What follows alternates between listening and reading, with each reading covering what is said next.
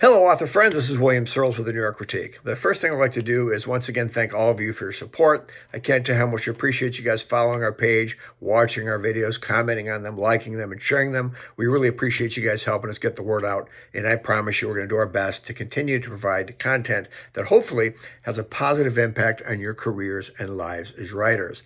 What I want to talk about today is actually I'm responding to an email. Someone asked me what I thought were the two biggest mistakes new authors make, and there are two that stick out head and shoulders above everything else, and those are violations of the show don't tell rule and head hopping.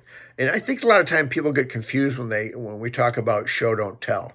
And really, showing instead of telling is critical to good writing, primarily because you're relating to your characters through action instead of exposition. You're really allowing your reader to come into the room with your characters. And it just in his often repeated quote, famous playwright and short storyteller Anton Chekhov said, "Don't tell me the moon is shining. Show me the glint of the light on the broken glass." Another example of this would be, instead of telling us Ralph was a pothead biker, describe his motorcycle, his beard, his bandana, his worn leather jacket, and how he reeked of marijuana. And let's break this down a little bit more and try to avoid this. This is telling. 3-year-old Johnny was extremely afraid of the dark. Now here, you just flat out told us that Johnny's afraid of the dark. Now when I read something, tell me if you can tell the difference. This is showing. When Mommy switched off the light and left the room, little Johnny's heart raced. "Mommy," he cried. He gripped the sheets and pulled them over his head, closing his eyes while hoping the monster wouldn't come out from the closet. See how showing little Johnny is afraid of the dark brought the reader into the room with him? It's much more captivating and makes us want to read more. Remember to show instead of tell. Now, what is head hopping?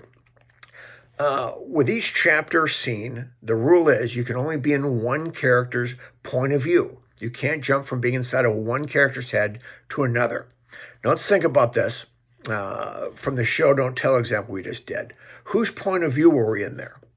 Mom and Johnny were both in the room. Now, Mom turned the lights out, but we never knew what she was thinking.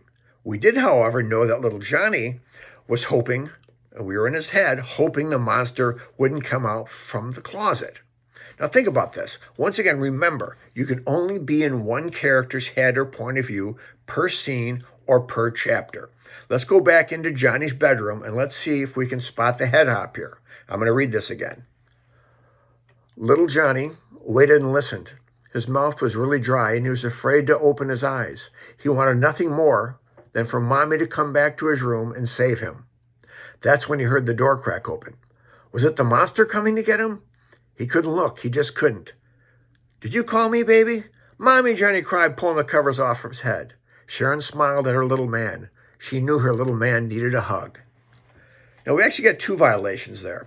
We jumped from little Johnny's point of view into the mom's point of view because she knew he needed a hug. So we went from Johnny's head into her head. Also, arguably have another violation here. Because we are in Johnny's point of view, the mother is Mommy. Even though her real name is Sharon, because we're in the little boy's point of view, he does not call her Sharon. Hopefully those make sense. Those two violations, remember, show don't tell. Let us see instead of you telling us about it. And head hopping. Always stay in one character's point of view. Hopefully that helps you guys today. If you enjoyed the video, please follow us. Also stop by the NewYorkCritique.com, hit on some tabs. We are all about authors, and we have absolutely no doubt we can make your story better.